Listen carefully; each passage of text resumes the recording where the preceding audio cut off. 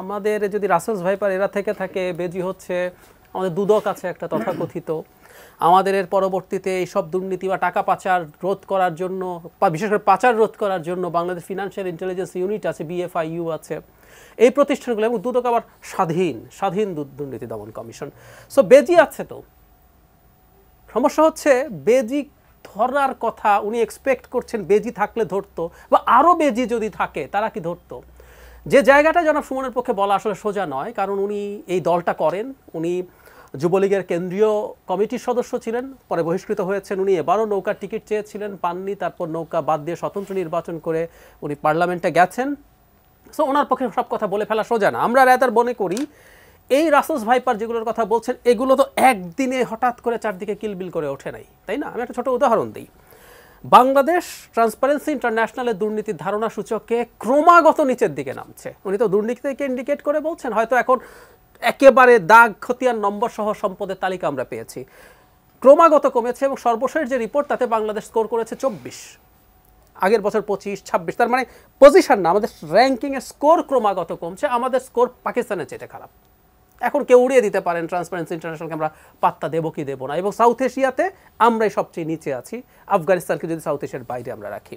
তো তাহলে এই ঘটনাগুলো তো আমাদের চোখের সামনে ঘটেছে, আরও বহু ঘটনা ঘটেছে। এবং এই তথাকথিত বেজিরা কী করে, আমি একটা স্পেসিফিক উদাহরণ দিই, সেটা আরও ক্লিয়ার হবে। এই যে জনাব মতিউর আছেন এনবিআরের, তাকে এর আগে 4 বার বেজি দুদক ডেকেছিল। এইবারকার এই ছাগল কাণ্ডের আগে 4 বারই উনি ওখান থেকে পার পেয়ে চলে এসছেন। তো ওই বেজিগুলো আসলে আদতে কি কাজ করে সেটা তো আমরা খুব ভালো মতো বুঝতে পারি। তাহলে মোদ্দা কথাটা হচ্ছে এই, যারা সুমনের যে জিনিসটা বোঝার কথা উনি খুব ভালো বোঝেনও, কোনো সন্দেহ নাই, কিন্তু উনি বলতে পারেন না। বেজিও আছে, কিন্তু এই বেজিগুলোকে বেঁধে রাখা হয়েছে কারণ এই রাসেলস ভাইপারের চাষবাস এই সরকার থেকেই করা হয়। তারা চেয়েছেন এরা বেড়ে উঠুক, সংখ্যায় বাড়ুক, ইচ্ছে মতো যা ইচ্ছা তাই করুক, তাই বেজিগুলোকেও তারা ওইভাবে রেখে দিয়েছেন। সুতরাং বেজি নেই, এটা একেবারেই ভুল ধারণা। আপনি যখন প্ল্যান করছেন এগুলোকে এরকম করবেন তাহলে তাই হবে। আমি আরেকটা ছোট উদাহরণ দিয়ে জিনিসটা প্রমাণ করি। সরকারি চাকরি যারা করেন তাদের জন্য আইন আছে, একটা সরকারি চাকরি আইন 18 সালে হয়েছে। 1979-তে প্রথম, 85-তে একটা হয়েছে, 79-তে এবং 85-তে দুবার, যে তাদের যে বিধিমালা এবং আইন ছিল সেখানে দুর্নীতির জন্য তাদেরকে পদচ্যুত করার, মানে সরাসরি কথা ছিল পদচ্যুত করা যাবে, বাধ্যতামূলক অবসর দেওয়া যাবে। 18 সালে এসে আপনি দুর্নীতি সরকারি তদন্তে প্রমাণিত হওয়ার পরও আপনি তাদেরকে তিরস্কার করতে পারেন। সো মেজর অনেক দুর্নীতির ক্ষেত্রে দেখা যায় তাদেরকে আপনি তিরস্কার করে ছেড়ে দিয়েছেন, এই নজির বাংলাদেশে আছে। সো আপনি আইন তৈরি করছেন তাদেরকে দুর্নীতি করতে উৎসাহিত করার জন্য, সরকার করছে, তথাকথিত পার্লামেন্ট করছে। ওই আইনেরই 41 ধারার একটা নিয়ে খুব সিরিয়াস ডিবেট হয়েছিল, যেখানে বলা হয়েছে দায়িত্ব পালনের সাথে সম্পৃক্ত কোনো ফৌজদারি অপরাধের ক্ষেত্রে আপনি এদেরকে যদি গ্রেফতার করতে হয় ঊর্ধ্বতন কর্তৃপক্ষের পারমিশন লাগবে। এটা সরাসরি আমাদের কনস্টিটিউশনের সাথে কনফ্লিক্ট করে, কারণ আমাদের আইনের চোখে সবাই সমান, এবং এটাকে দেখিয়ে হাইকোর্ট কিন্তু এই ধারাটাকে বাতিল ঘোষণা করেছিল। এটা যেহেতু হাইকোর্ট সর্বোচ্চ কাস্টোডিয়ান, যা হয় সরকারের ক্ষেত্রে একটা রিট হয়, রিট হয়ে ওটা স্থগিত হয়ে আছে। এবং 23 সালে যে সংশোধনী হয়েছে 18 সালের আইনের, সেখানেও একই ধারা আছে। তার মানে আপনি এটা দেখলেই বুঝবেন সরকার আসলে চাইছে দুর্নীতিটা হোক।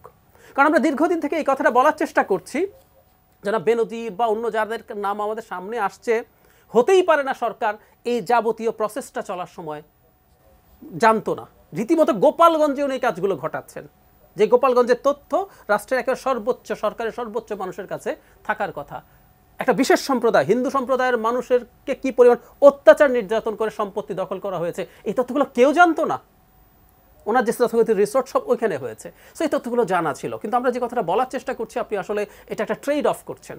আপনি এই রাসেলস ভাইপারদেরকে ছেড়ে দিয়েছেন, তাদের ইচ্ছে মতো যাতা করতে দিয়েছেন, কারণ এদেরকে দিয়ে আপনি কিছু পারপাস সার্ভ করিয়েছেন, এদেরকে দিয়ে আপনি ক্ষমতায় থাকার জন্য বিরোধীদেরকে টর্চার করিয়েছেন, আপনি মানুষকে হয়রানি করেছেন, আপনাকে ক্ষমতায় টিকিয়ে রাখার যাবতীয় পদক্ষেপ নিতে দিয়েছেন। সো তাকে তো কিছু দিতে হবে, সুতরাং ওগুলো দেওয়া হয়েছে। কি দিয়েছেন? আমরা যদি ওই ভাষায় বলি, বেজি দু একটা কাগজে কলমে যাও ছিল, সেগুলোর মধ্যেও এমন লোকজন ঢুকিয়েছেন, ওরাও বেজি না আদতে আসলে শেষ পর্যন্ত, তারাও সব রাসেলস ভাইপারই আসলে।